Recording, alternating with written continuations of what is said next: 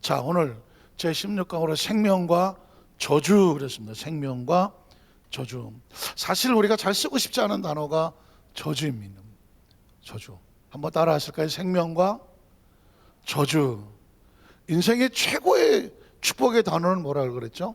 생명입니다. 우주에 있는 모든 이 존재하는 것들의 목적도 무엇을 위해서? 생명을 위해서. 저와 여러분을 다른 말로 말하면 우리는 뭐다? 생명이에요. 가만히 보니까 내가 나를 모르고 살아서, 네가 나를 모르는데 내가 너를 알겠느냐? 인간이 가만히 생각하면 나는 누구예요? 너는 누구냐? 우리 존재 자체는 생명이라는 거예요. 우린 생명이에요. 그러면 이 우리가 생명이면 생명의 가치를 알아야 되죠. 생명의 가치. 자, 생명의 가치예요. 나라고 하는 생명, 성경은 천하보다 귀하다고 그래요. 또 자연적인 삶 속에서도, 나라에서도 국가가 존재하고, 군대가 존중하고, 대통령이 존재하고, 어떤 시스템이 존중하는 것은 다 뭐 지키자고 하는 거예요? 생명을 지키자고 하는 거죠. 생명이 모여 있으면 국가가 되고 국민이 되고, 그렇죠? 사회가 되고, 그리고 법이 왜 필요해? 내 마음대로 하고 다니면 되지. 그러나 네 생명도 중요하고 내 생명도 중요하다. 그래서 피차의 생명을 잘 지켜내기 위해서 법과 질서가 필요하죠. 그래서 생명이란 존재 자체가 아주 고귀한 겁니다. 가치를 따질 수가 없습니다. 생명은 존재하자마자 어떻게 해야 돼요? 그냥 태어났다가 돌아가실까? 생명은 일단 존재하면 번영하고 번성하고 번식하고 뻗어나가서, 성경적인 표현으로는 땅에 충만하라고 낸 거예요. 하나님이 지금 이 얘기는 제 얘기가 아니고 우리의 바람도 아니고 하나님의 의도입니다. 창조주의 의도예요. 땅에 충만하고 번영하고 번식하고 뿐만 아니라 그 외에 다른 생명들을, 하나님 맡기신 다른 생명들을 네가 잘 지키고 경작해라. 결국은 하나님은 생명의 하나님이고 생명의 창조주고, 이 세상은 생명으로 가득하고, 저와 여러분은 하나님 형상과 모양을 닮아 하나님을 대신하여 위탁받고 위임받아서 우리의 또 다른 생명들, 자연에 있는 동물과 식물들, 이런 것들을 어떻게 해라? 잘 지키고 보존해라. 누구 거니까? 하나님 거니까. 그래서 인간을 만물의 영장이다 라고 한 것은 성경에는 없는 얘기지만, 만물의 영장, 성경에는 없는 얘기지만 성경식으로 따지면 하나님으로부터 위임받고 위탁받은 하나님의 대리자. 그러니까 하나님께서 우리에게 뭘 줬어요? 형상과 모양을 주신 거죠. 그러니까 주인의 모양과 형상을 위임받아서 그 하나님을 대리해서 이 우주 질서를, 우주까지는 못 가지만 지구의 질서들을 안전하게 지켜내야 될 사명을 우리에게 주시는 것입니다. 그래서 생명은 고귀하고 번성하되, 생명은 결국 우리 속에 하나님의 계획이 있으니까, 또 다른 말로 말하면 우리는 하나님의 꿈이다. 한번 따라 하시죠. 우리는 하나님의 꿈입니다. 저와 여러분이, 자, 존재가 생명이야. 생명의 목적은 뭐겠어? 생명의 목적은 하나님께서 우리에게 위탁하고 위임하고 맡기신 것을 이루어드리는 거죠. 이루어드리는 것. 그래서 하나님의 뭐라고 말한다?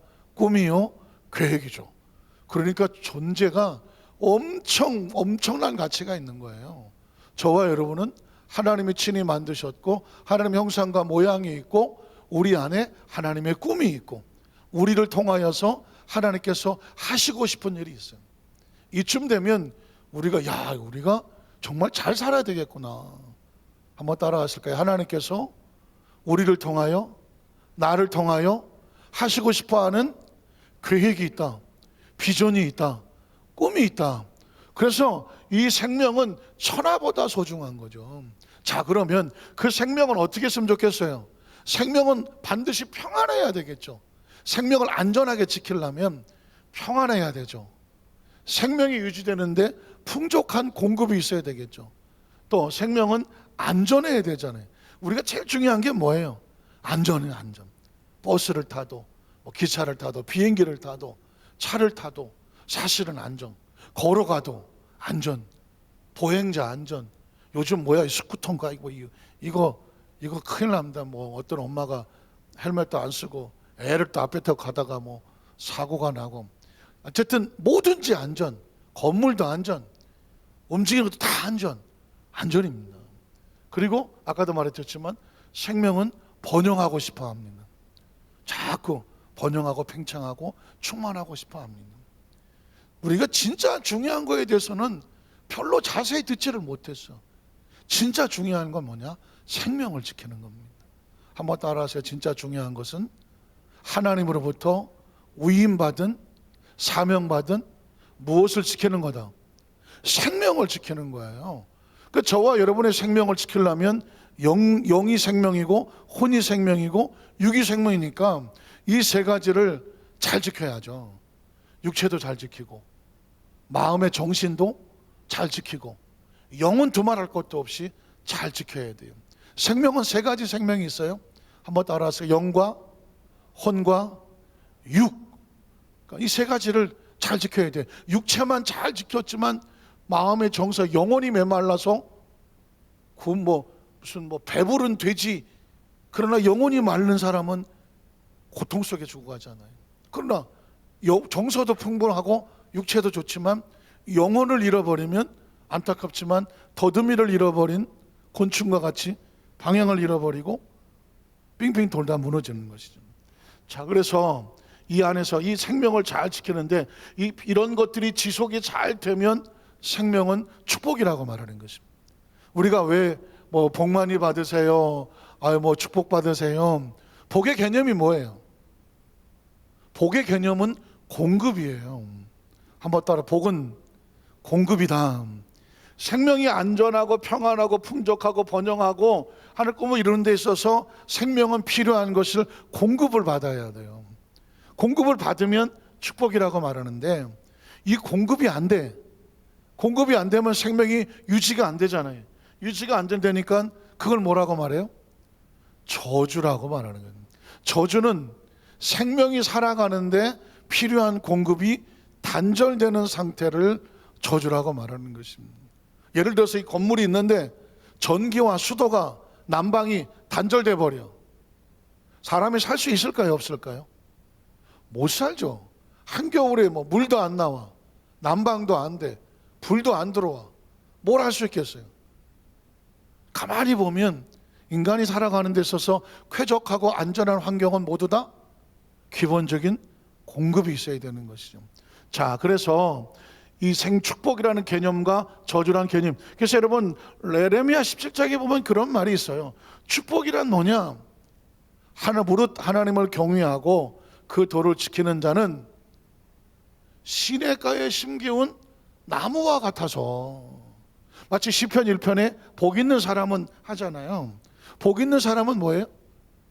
시냇가에 심은 나무와 같아서 시절을 쫓아 열매를 맺으며 잎이 청청하고 가무는 해도 걱정하지 않는다.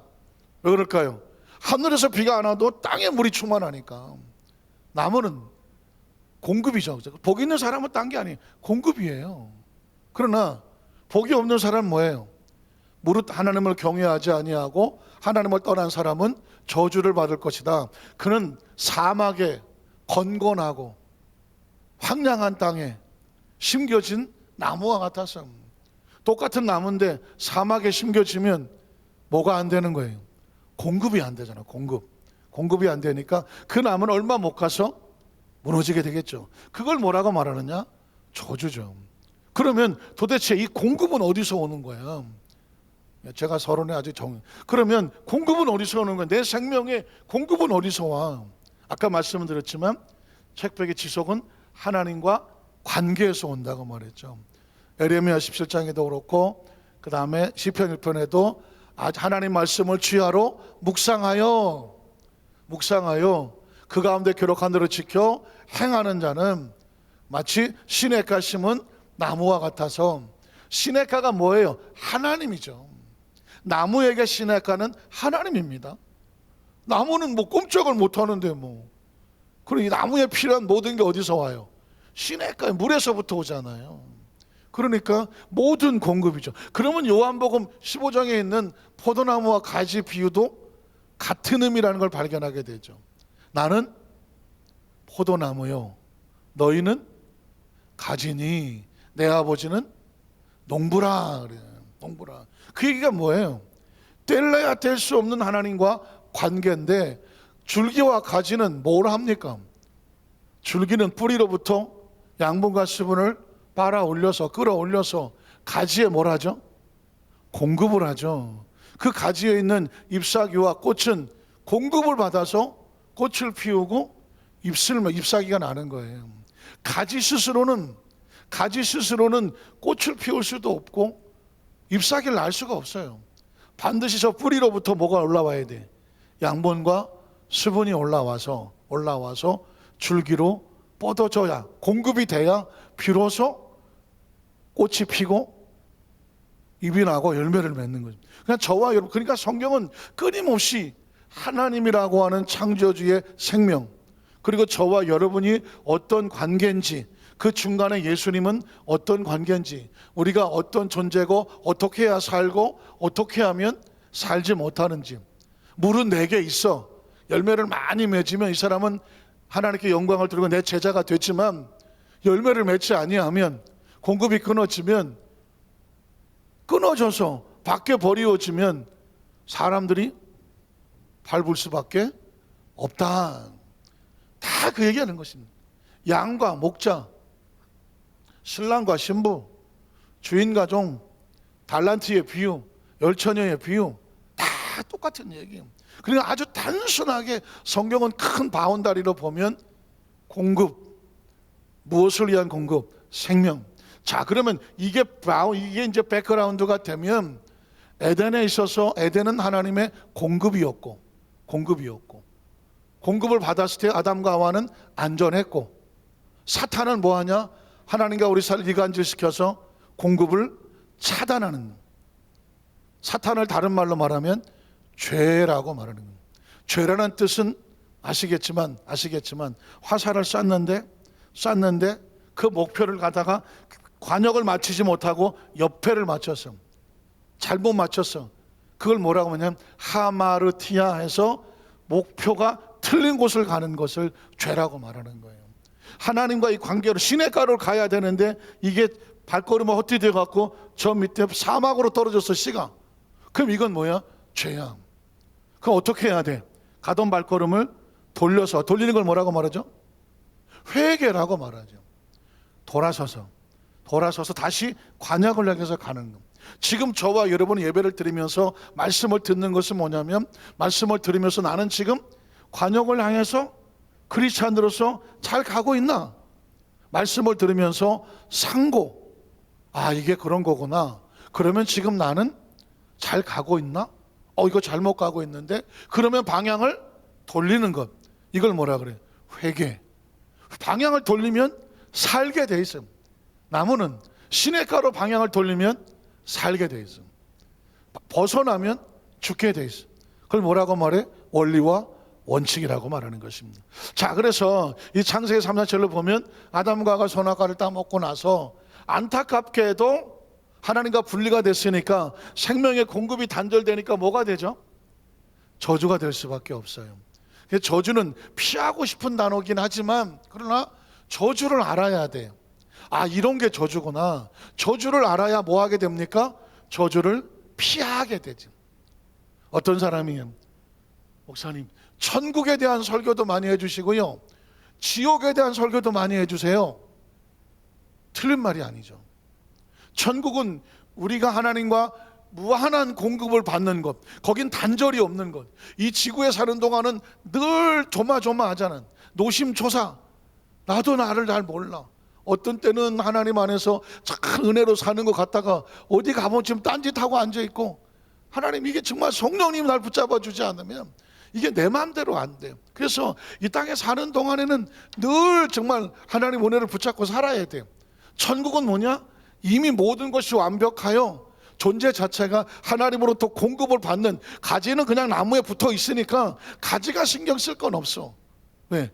붙어 있으니까. 이게 천국이에요.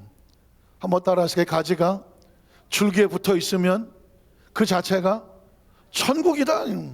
가만히 있어도 돼. 줄기가 다 이래서 갖다 줘. 천국이란 그런 거예요. 지옥이란 뭐냐? 이게 단절이 됐는데 다시 붙을 길이 없어. 다시 공급이 없어. 이게 무서운 거예요. 제가 서두 얘기했지만 예배를 드리고 싶은데 예배를 못 나와. 아니, 비대면 대면 다 포함해서 말하는 거예요. 지금은 어쩔 수 없는 상황 때문에 대면과 비대면 예배라고 말하면 현장에 나와 드는 성도들과 지금 어쩔 수 없이 영상으로 드는 성도를 다 포함한 거예요. 구분한 게 아니에요. 그래도 여러분, 지금은 어쩔 수 없는, 그러나 나중에 이제 이런 게 끝났을 경우에는 여러분이 목숨 걸고 지켜야 될 것은 예배예요. 예배. 왜냐하면 지금 우리는 예배를 통해서 천국의 연습을 하고 있는 거예요. 예배를 통해서 하나님부터 공급받는 것을, 공급받으면 살고 공급이 안 되면 죽는, 이걸 연습을 하는 거예요. 그래서 어떻게 합니까? 지금 기름, 어제도 저도 자동차 기름을 넣었는데 이게 그냥 계속 갔으면 좋겠는데 이거 얼마 가면 또 기름이 떨어져. 어떻게 해야 돼요? 주유소를 가야죠. 가서 기름을 또 채워야 돼. 채운 것만큼 움직여. 그렇지만 항상 넣고 또 해야 돼요. 왜 매주일마다 가야 돼? 3일 예배는 뭐야? 철회 예배는 뭐야? 또 작정 예배는 뭐야? 예배는 뭐야? 하나님부터 계속 기름을 넣는 작업이에요. 이걸 훈련을 해. 천국은 뭐냐? 그냥 기름이 그냥 꽉 차 있는 곳이에요. 따로 넣을 필요가 없는 곳이에요. 자체가 움직여지는. 요즘 기름 아니라 뭐 수소로 움직이고 뭐 아주 계속 지금 대체 연료를 바꾸고 전기로 가고 하고 있잖아요. 계속 에너지가 바꿔지게 되면 나중에 태양열 전지가 나오면 대박이야. 비가 오면 걱정이네 또. 어쨌든 왜냐면 태양열 전지가 만약에 자동차로 간다? 그러면 태가 뜨면 자동으로 충전돼. 뭐 기름집도 없고 전기 꽂을 것도 없어. 비가 오면 어쩔지는 이제 그건 뭐 이제 평상시 대체해놨다가 바꾼다든가 뭐 이렇게 방법을 하겠죠. 그러나 지옥은 뭐냐? 기름을 넣고 싶은데 넣을 곳이 없는 거예요. 그런 경험 해보셨습니까? 기름은 다 떨어졌는데 주유소가 없어. 아이고, 저도 그 서울서 이렇게 내려오는데 이 정도면 가겠지 하고 내려오는데 안산 다 들어왔는데 빨간불에 뭐 거의 10도 안 남았는데 기름집이 안 보이는 거예요. 내가 생각했던 것보다 멀리 있는 거예요. 정말 식은땀이 나고 조마조마하고 내려서 손으로 끌고 가야 되나 막. 근데 가다가 내가 몰랐던 주유소 하나가 오른쪽에 하나 있더라고. 아이고, 거기 들어가면서 내 속이 얼마나 있어. 아이고, 살았다. 만에 하나 그거 없었으면요, 이때까지 그런 적 없었지만 자동차 기름이 정말 바닥을 닫혀서 차가 안 가봐. 그거 어떡할 거야? 보험회사 부르면 됩니다. 뭐 그것쯤 됐지만 지옥은 그게 없는 것이거든요. 자, 그래서 하나님과 단 저주에 대해서 하나님의 반응, 우리는 이런 것까지 신경 써야 돼. 하나님은 우리가 죄를 지어서 하나님의 공급이 단절될 때 하나님은 어떤 마음일까도 헤아려 볼 수 있어야 돼요. 성경은 그 얘기를 해요. 7절에 우리가 3장 7절에 보니까 이제 읽어 내려가면 되겠죠. 이에 그들의 눈이 밝아져 자기들이 벗은 양심의 가책이에요. 죄를 깨달았어요. 무화과 나풀 엮고 치마로 삼았더라. 인간은 본능적으로 부끄럽고 수치스럽고 자기가 어떤 방법을 통해서 감춰 보려고 해요. 자, 그 다음 절을 보면 그들이 그날 바람이 불 때 동산에 거니시는 야훼 하나님의 소리를 듣고, 옛날 같으면 어떻게 해요? 달려나가야지. 하나님인데 달려나가야지. 그런데 아담과 그의 아내가 야훼 하나님의 낯을 어떻게 얼굴을 피하여. 여러분, 이게 무서운 하나님. 난 하나님의 얼굴을 피해 본 적이 있다. 이건 도아니면 뭐야? 이건 진짜 도아니면 뭐야? 하나님의 낯을 피하여 본 적이 있다. 전 정말 간절히 원하는데 정말은 경기도 사투리입니다. 정말인데 정말을 정말이라 그러네. 자, 정말 야훼 하나님의 낯을 피하여 동산 나무에 숨는 일이 없기를 축복합니다. 없어야 돼. 없어야 돼.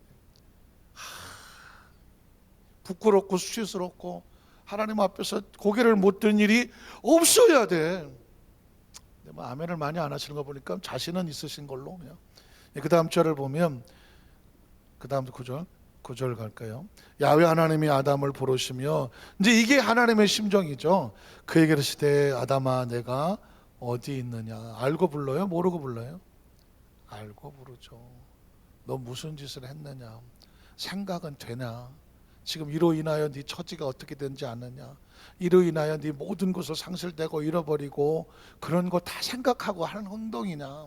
그러니까 이런 얘기예요. 어떤 일을 크리스찬이 하게 될 때에 그 결과를 예측하고 거기서 파생될 것까지 다 네가 생각해보고 내린 결정이냐? 라고 묻는 겁니다. 너 지금 어디 있느냐? 이야기는 그런 이야기입니다. 우리가 어렸을 때는 감정적으로 하고 짧은 지식과 상식으로 기본에 움직였다면, 이제 성숙한 크리스찬이라면 내가 이것을 행동함으로 인하여 하나님은 어떻게 생각하실까? 또 항상 배후에 노리는 마귀는 어떤 반응을 보일까? 이로 인하여 나에게 다가오는 결과는 어떤 것이 다가올까? 조금 더 조심스럽지만 아내라면 내가 이런 행동을 함으로 인하여 내 남편에게는 어떤 영향이 미칠까? 남편이라면 내가 이런 행동을 인하여 내 아내에게 어떤 영향을 미칠까? 내가 부모라면 나로 이 행동으로 인하여 내 자식과 자손들에게는 어떤 영향이 미칠까? 내가 자식이라면 나의 이 행동으로 인하여 나의 부모와 또는 나의 형제들에게 어떤 영향이 미칠까? 무슨 이야기인지는 아시겠죠? 이 이야기는 뭐냐면 인간은 혼자 존재하지 않기 때문에 어떤 것을 행함으로 인하여 두두두두두두 관계된 모든 사람들에게 피차의 영향력을 미치고 살아요. 미치고. 하와가 선악과를 따먹으니까 바로 남편에게 영향을 미치지 않습니까? 남편에게 영향을 미치면 나중에 가인이 나오겠지만, 나중에 이제 가인이 태어날 때 그 가인은 뭐예요? 에덴에 있을 때 낳았으면 얼마나 좋겠어. 에덴에서 나와서 난 아들이잖아. 그 자식이 어떻게 됐어? 어이구 나이도 많이 차는데 그 자식이랑 죄송하네. 가인이 어떻게 됐어? 하나님 앞에 올바로 못 섰잖아. 못 서서 어떻게 됐어? 가장 인류 최초의 인간이 인류 최초의 살인자가 돼서 하나님부터 가장 먼 곳에 떨어져서 죽고 싶어도 죽지 못하는 사람들이 낯을 피하여 숨어 사는 존재가 됐잖아요. 그러니까 하와 하나가 아담과 이 모든 걸 잃어버리고 자식들에게 영향을 미치는 이 과정을 보면서 우리가 섬찟섬찟해야 하는 거죠. 너가 지금 어디 있느냐? 그 다음 절을 보면 그러다 내가 동산에서 하나님 소리를 듣고 내가 벗었으므로 두려워. 이게 다 저주예요. 다른 게 저주가 아닙니다. 하나님 앞에 나가고 싶은데 못 나가. 하나님이 두려워졌어. 이제는 숨고 싶어. 이런 게 다 저주. 다 뭐 한마디로 뭐예요? 단절이죠. 단절입니다. 이 이야기는 하나님과 단절되어져 가는 그 심리적인 상태와 상황을 그냥 쭉 나열하고 있는 거예요. 그리고 그걸 바라보시는 하나님의 심정. 그 다음 절을 보면 이르시되 누가 너의 벗었음을 내게 알린. 누가가 중요해요. 누가. 원래 하나님이 내가 너에게 말했잖아. 넌 내 말을 들어야 되잖아. 사실 중요합니다. 여러분은 누구의 말을 듣습니까? 누구 말을 듣느냐고. 우리 귀에 요즘같이 무슨 너튜브 무슨 SNS 여러 가지로 해서 별의별 정보들이 다 돌아다녀요. 근데 사람들은 요즘은 자기가 듣고 싶은 것만 들으려고 해요. 자기가. 그리고 자기 주관에, 자기 이념에, 아니면 자기의 신념에, 어떤 자기의 무슨 어떤 감정과 기분과 취향에 이런 것들로 들으려고 해요. 그런데 사실은 인간은 그거는 큰 역할은 그냥 선택이라고 할지 모르지만 인간의 존재적인 생명과 관계된 것은 하나님이어야 돼요. 그래서 성경을 듣는 거예요. 성경은 하나님 말씀의 기준이에요. 원리와 원칙이에요. 안타까운 것은 뭐냐? 성경조차도 내 취향과 내 기분과 어떤 것을 통해서 이용하거나 그거를 적용하거나 인용할 때 이게 무서워. 그게 이제 이단이 되는 것입니다. 저는 여러분에게 왜 저 위에서 설교하지 아니하고 내려와서 칠판에 적어가면서 하느냐, 이런 것들을 이렇게 하면 보다 세밀하게 제가 여러분에게 하나님의 원리 원칙을 이렇게 말씀드릴 수가 있어서 하는 거예요. 자, 그 다음 절을 보면 아담이 이르되 하나님이 주셔서 나와 함께 있게 하신 여자. 사실상 아담은 억울할 수가 있어요. 하와가 줘서 먹었음. 그러나 핑계에 불과한 것입니다. 인간은 누구를 막론하고 자기가 행한 행위에 대해서 스스로 책임을 지는 것입니다. 특히 아담은 더 그랬어야 되는 것이죠. 그랬음에도 불구하고 아담이 하는 것은 조금은 비겁하고 비열하죠. 아내에게 책임을 돌리죠. 나와 함께 하신, 사실은 아내도 아니고요, 책임을 하나님에게 전가하는 것입니다. 어쩌면 전형적인 인간의 우리 속성과 같을지도 몰라요. 뭐라고 말하냐면 하나님이 주셨잖아요. 하나님이 주셔서 나와 함께 있게 하신 여자, 그 여자가 열매의 나무를 내가 줘서 그래서 먹었다는 거예요. 근데 정작 중요한 건 뭐예요?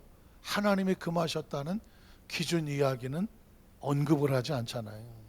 하나님이 먹지 말라고, 먹으면 죽는다고 말했지만 내가 뭘 어떻게 잘못해서 하보니 제가 하나님 앞에 범죄했습니다. 이게 사과지. 요즘 뭐 정치권에서 그런 얘기 하잖아요. 무조건 잘못했습니다. 다음에 잘하겠습니다. 표를 주십시오. 그래서 2차 가해, 4차 가해 하는 얘기예요. 잘못했으면 뭘 어떻게 구체적으로 잘못했고, 그러므로 그걸 시인하고, 그럼 앞으로는 어떻게 대책을 하겠습니다. 이게 책임 있는 사과라고 하는 거죠. 무조건 표를 얻기 위해서 아이고 내가 잘못했습니다. 다음엔 안 그러겠습니다. 알게 뭐야. 정치적인 사과가 아니에요. 근데 안타깝지만 지금 아담의 사과는 하나님 앞에 고백하는 것은 진짜 뭘 잘못했다는 이야기는 없어요. 그냥 하나님이 주셔서 하나님 내가 주면 내가 나 어쩔 수 없으면 변명으로 들립니다. 사실 신앙의 제일 무서운 것은 이런 것들이에요. 어쩌면 하나님께서는 아담의 이런 모습에 더 실망하셨을지도 몰라요. 그 다음 절을 보면 야훼 하나님이 이젠 여자에게 말해, 여자에 이르되 내가 어찌하여 이렇게 하였느냐 라고 말하니까 여자도 또 부부가 일심이 동체인 거 또 변명을 하지 않습니까? 뱀이 나를 꾀므로 내가 먹었나이. 여기서 중요한 말은 했습니다. 뱀의 유혹이라는 말을 처음 시인합니다. 내가 유혹을 받았구나. 뱀이 나를 유혹했구나. 해서는 안 되는 건데 내가 그것을 했구나라고 때늦은 후회를 하기는 했습니다. 여기서 안타까운 것은 하나님의 마음은 처참하게 갈라지고 찢어지시는데 아담과 하와는 정말 자기들이 무엇을 잘못했는지에 대한 인식이 없고 변명을 늘어놓기에 급급하고 있는 모습에서 아담과 하와를 돌던지지 않아요. 우리 모습 속에서 혹시 이런 모습은 있지 않은가라고 성찰해 보는 거죠. 자, 그러니 어떻게 됩니까? 제가 늘 말씀드렸죠. 하나님의 나라는 원리와 원칙이다. 바깥에 비가 오면 나가면 모두 다 비 맞는다. 우리 목사님은 기도를 많이 하셔서 비가 와도 안 맞으실 거야. 저 안 맞습니다. 왜? 우산 쓰고 나갑니다.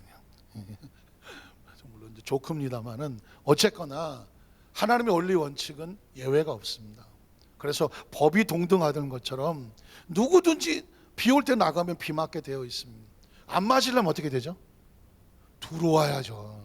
건물 안으로 들어와야 되는 것입니다. 그래서 아담과 하와라도 우리에게 그런 메시지를 주는 겁니다. 하나님이 직접 지으신 형상과 모양을 닮은 하나님의 작품이라도 그가 하나님에 대한 전적인 자발적인 선택과 순종이 아니면 원리 원칙에서 모든 것이 상실된다. 제가 그랬죠. 저주란 딴 게 아니다. 단절이다. 에덴이라고 하는 것은 하나님과의 관계가 올바로 있을 때 공급되는 축복이다. 그런데 이 죄는 이 축복을 단절시킨다. 제가 아까 말씀드렸습니다. 모든 문제의 근원은 죄입니다. 죄.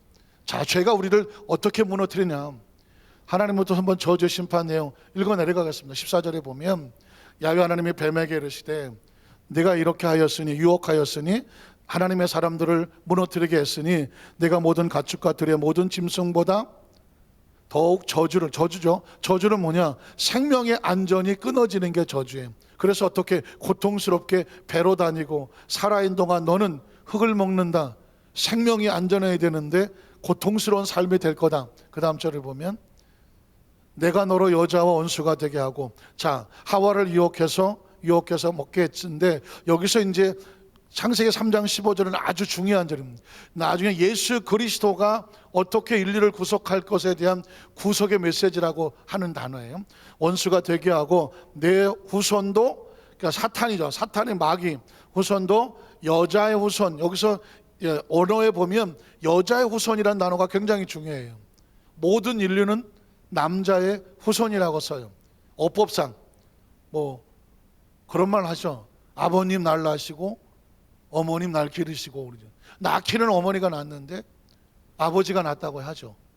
그건 왜냐하면 조심스러운 표현이지만 이제 씨가 내려왔다는, 씨가 왔다 그런 얘기. 그래서 뭐 성을 이제 아버지 성을 쓰기도 하는데, 요즘 보니까 여자 어머니 성도 바꿀 수 있는 그런 법이 5년 뒤에 아마 실용될 수 있다라고 오늘 신문에 나오더라고요. 어쨌든 간에 이 히브리법에 의하면 인간은 뭐라고 말하냐면 남자의 후손이라고 씁니다. 그런데 유일하게 쓰는 단어가 있습니다. 여자의 후손. 누가 있을까요? 남편 없이, 아버지 없이 성령으로 잉태되어 탄생한 예수 그리스도를 상징하는 것입니다. 그 여자의 후손과 원수가 되어, 예수는 마귀 일을 멸하는 것이고 마귀는 예수 일을 방해하려고 하지만 결국 어떻게 될까요? 원수가 되게 하리니, 그 다음 절에 보면 여자의 후손은 내 머리를 상하게 할 것이고 십자가에서 사망의 권세를 깨트려 내릴 것이고 너는 그의 발꿈치를 상하게 할 것이라. 가룟 유다를 충동하고, 그리고 서기관 바리새인 그 당시 회중을 충동해서 십자가에 못 박게 하게 할 것이다 하시고, 그 다음 절에 보면 또 여자에게 이르시되 내가 내게 임신하는 고통을 크게 더한다. 어쩌면 이 이야기는 살아 움직이는 동안 생명에 대한 잉태를 하고 해산하는 과정 속에서 죄의 대가가 얼마나 무서운가를 잃어버리지 말라는 메시지와 같아요. 성경에 이렇게 기록됐으니까 그냥 그렇게 해석을 하고, 또 저는 아이를 안 낳아봐서 모르지만 아이를 낳아본 여성들의 이야기를 보면 이게 보통 일은 아니잖아요. 그래서 우리는 오히려 숭고하고 위대한 생명을 잉태하고 해산하는 어머니의 사랑이라고 얘기하지만, 존재적으로는 우리는 죄로 인한 고통과 아픔이 얼마나 무서운가를 뭐하지 마라, 잊어버리지 말라. 자, 고통을 크게 더하리니, 그 다음 절에 보면 내가 수고하고 자식을 낳을 것이며 너는 남편을 원하고. 이 부분도 참 상담학적으로 또 심리학적으로 할 이야기가 많이 있을 것 같아요. 너는 남편을 원하고 남편은 너를 다스릴 것이다. 이 부분은 사실 좀 생각을 많이 해야 되는데요. 어쨌든 결혼하면 아내는 누구만 바라볼까요? 안 바라보는가? 남편만 바라보게 되죠. 난 애시당초 그런 꿈이 없었다. 그래서 잘은 모르겠지만 어쨌든 여성의 입장에서는 남편에 대한 것을 결혼하면 남편만 보고 온다, 이렇게 표현을 하게 되죠. 남편을 사모하는 어떤 그런 마음을 또 하나님이 주신 것 같아요. 근데 남편은 이제 너를 다스린다 이런 이야기는 무슨 뭐 계급적인 다스림이 아니라 보호하고, 가정을 보호하고 아내를 케어하고 그 질서를 아름답게 끌어간다라고 하는, 어떻게 보면 영적 가장의 책임을 말하는 것 같아요. 다스릴 것이나 하시고, 그 다음 절에 보면 아담에게 이르시되 내가 내 아내의 말을 듣고. 사실 하나님의 마음이 숨겨져 있죠. 누구 말을 들어야 되는데? 하나님 말씀을 들어야 되는데 내가 내게 먹지 말라 나무 열매를 먹었은즉, 불순종이죠. 죄죠. 땅은 너로 말미암아, 죄는 뭘 가져와요? 저주를 가져와요. 저주는 딴 게 아닙니다. 단절이라고 말했습니다. 죄는 하나님과의 공급을 끊어버리는 거예요. 그러니까 이거는 에덴 동산의 문제만이 아니에요. 인류 역사 속의 문제고요. 인간이 생명으로 존재하는 한 앞으로 수천 년, 수만 년 동안에도 이 죄는 원리 원칙이 뭐냐? 하나님과 인간의 사이를 어떻게 놓는다? 끊어놓는 거예요. 그러니까 우리가 예수 믿으면서 성경을 통해서 신앙생활 속에서 제일 고민하고 제일 많이 듣고 제일 무장이 될 게 뭐냐면 죄와의 싸움이에요. 죄와의 싸움이에요. 왜? 다 된 밥에 헛빠뜨리잖아. 다 해놓고 막판에 죄가 무너뜨리는 거예요. 막판에. 그러니까 우리는 뭐든지 쌓아놓는 것도 중요하지만 허물어지지 않게 해야 돼. 허물어지지 않게. 그래서 아까 찬양하는데 해방이라는 단어를 썼지만 혹시 아주 멀다고 생각하면 모르겠지만 죄가 중요성을 느낀다면 이런 기도도 필요해. 하나님, 인생의 사명과 신앙에 달려갈 길을 다 간 다음에 마지막에 죄와 상관이 없는 편안함, 죄와 상관이 없는 하나님 안에서의 평안함 가운데 눈을 감고 천국에 가게 하여 주시옵소서. 이 정말 중요해요. 열심히 신앙생활 다 했는데 막판에 정말 다 된 밥에 코 빠뜨린다고 그때 그 잘못된 어떤 걸로 인하여 그 죄책감으로 죽으면서도 고통스럽게 죽어간다면 이것처럼 허무한 거는 없기 때문에. 그래서 제가 아까 예수 안에 있는 나에게 결코 정죄함이 없다, 해방이 되었다, 이 자유와 평안을 지키고 붙잡는 게 뭐다? 신앙인 거예요. 신앙생활. 이거는 진짜 가장 기둥의 기초 석과 같아서 아무리 크게 전화도 그거 빼버리면 다 무너지는 거. 저주를 받고 너는 평생 수고하여 그 소산을 먹으리라. 그 다음 줄 갈게요. 땅이 내게 가시덤불과 온건키를 낼 것이. 환경적인 저주라고 말하는 거예요. 사람의 저주를 받으면 환경이 따라 저주를 받아서 공급 끊어진다는 얘기예요.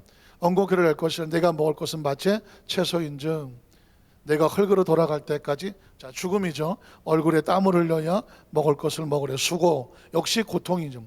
내가 그것에서 취함을 입었습니다. 너는 흙이니 흙으로 돌아갈 것이다. 이건 생명이 가장 고통스러워하는 게 뭐죠? 죽음이거든요. 생명의 공급이 뭐 할 거다? 끊어진다는 얘기. 더 이상 육체의 공급이 생명이 공급되지 않아. 영혼은 이미 단절이 됐고 흙으로 돌아간다, 그 이야기거든요. 그럼 우리는 여기서 뭐가 구원일까요?